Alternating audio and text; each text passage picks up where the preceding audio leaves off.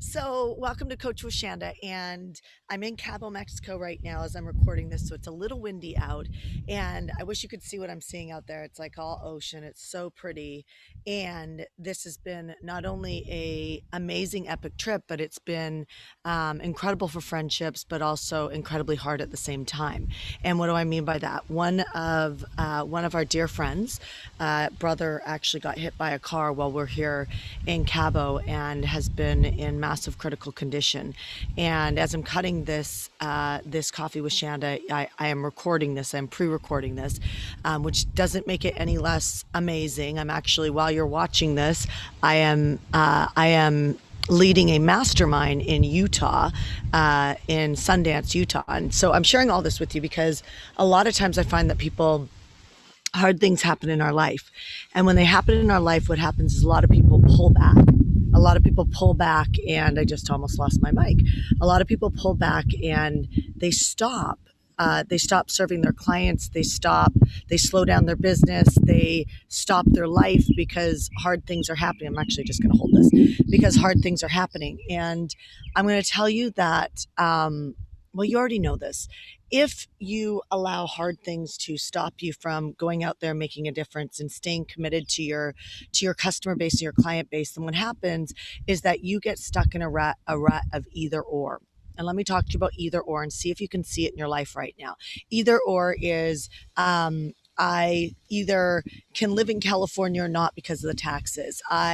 Some people have it as an either or, like I can't get married until I make a certain amount of money, or it's an either or, um, you know, um, going after your dreams and being a parent. Like there's all these either or situations, and they're deep. They're deep, and they really wreak havoc on our lives and put us in situations where we start to give up solving problems because we're in either or conversations.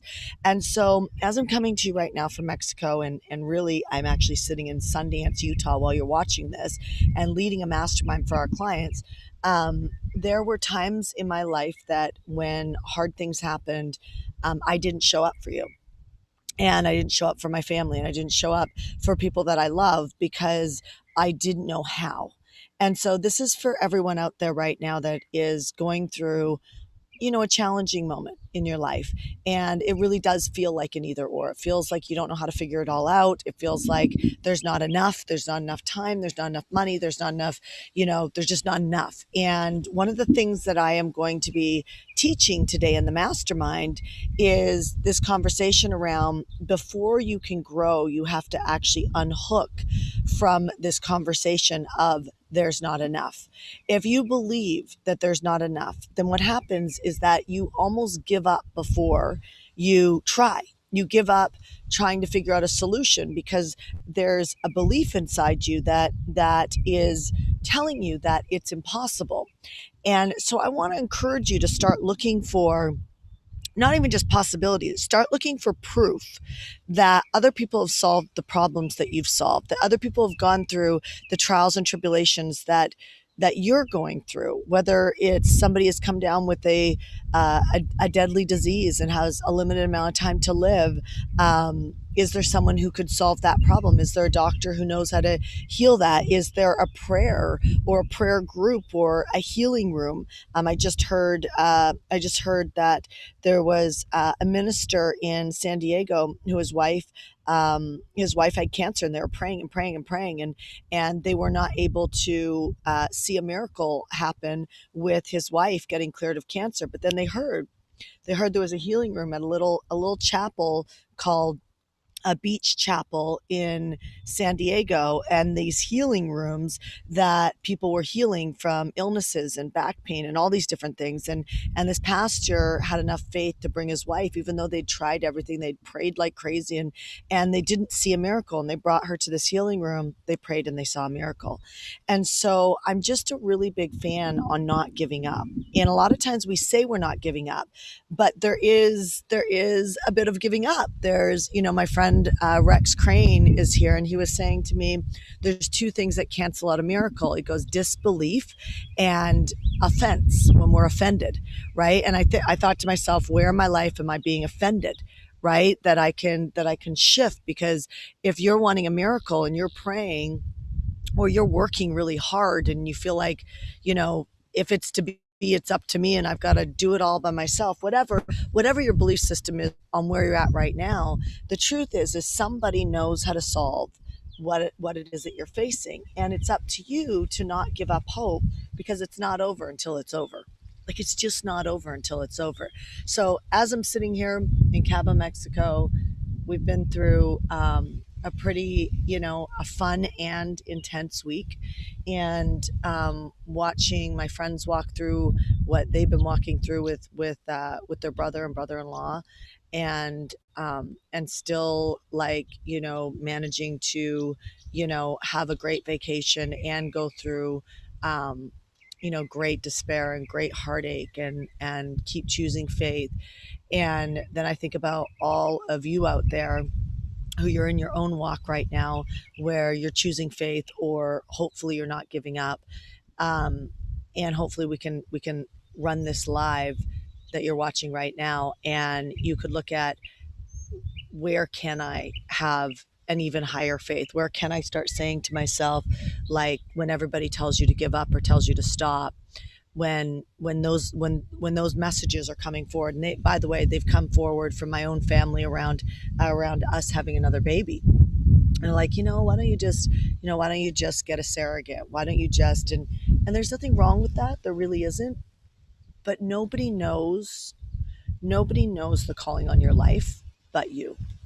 Like, nobody knows it but you and God.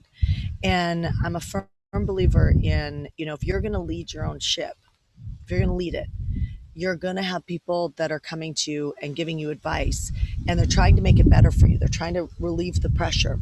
But the truth is that, in my experience, and I would love to hear yours, like, comment below and tell me, like, have you had a moment in your life where it felt challenging to keep the faith because people were telling you to take a different route? And maybe you even have a situation where people told you to take a different route and it worked out, and you're like, yes, and you have that success story. Or maybe it's the opposite. You're struggling with keeping the faith right now, and you kind of feel like maybe you've given up a little bit. I'm just going to encourage you to truly just keep saying to yourself, there is a way. There's somebody who's figured this out. Whether it's building a business, whether it's creating, massive abundance in your life, whether it's raising money for a nonprofit, whether it's healing from a sickness, whatever it is, I just believe there is a way. There's a way until there isn't a way. And if you're that type of leader, more times than not, you're going to find that things are really looking up for your life, and that a lot of people will look at you as a role model, and they'll think that you're just strong. But it's not that you're just strong, which you are, but it's actually that if you don't give up, it's just so interesting how things just tend to come together. And so I just want to have a word of encouragement today, and just say, as I'm working together with the entrepreneurs today, and the one thing I'm really, one of the three things that I'm really bringing home today in the mastermind is unhooking from this thought of, there's not enough. There is enough time. Like, watch this, feel this in your body right now. There is enough time. What if you're one thought away from your bank account being overflowing? What if you're one uncomfortable moment away where you go out, maybe to a restaurant, or you take that next blind date and you meet your husband or your wife? What if this next effort is the effort that connects to something coming together? And if you keep living like this, what if there's someone you're going to meet today that's going to give you some advice or some faith or a secret to everything coming together? If you think like that, then you're the type of leader who will break this conversation of there's not enough. And I'll leave you with this final thing.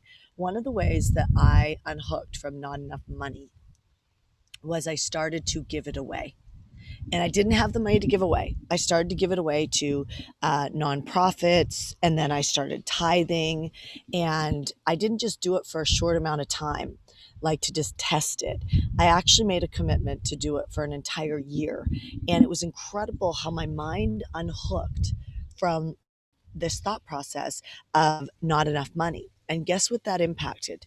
Every thought process that I've ever made that year and the years now following, impacting me today around my ability to be generous in the packages that I create for entrepreneurs, in my friendships with my family and my friends, like my ability where before I would have been, there's not enough money. Even if I had enough, there was never enough. But when I started tithing and giving it away, it unhooked me from all those things where now I can be super generous with my friends. I can create amazing packages. I think they're some of the best business packages online to help entrepreneurs. And I'm not fearful that I won't have enough. And it's incredible when when that stronghold unhooks from your life. And so look to the area that you're feeling there's not enough. And the Bible says that your heart is where your treasure is. So money is a very interesting thing because you're supposed to have it and multiply it. But if you treasure it and hoard it and you're fearful that there's not enough of it, then your heart's kind of wrapped up in that because you can't give it the level that you want. So remember this and write this down, and maybe even make a comment if this is opening something up. Like, is there an area of your life right now that this is opening up?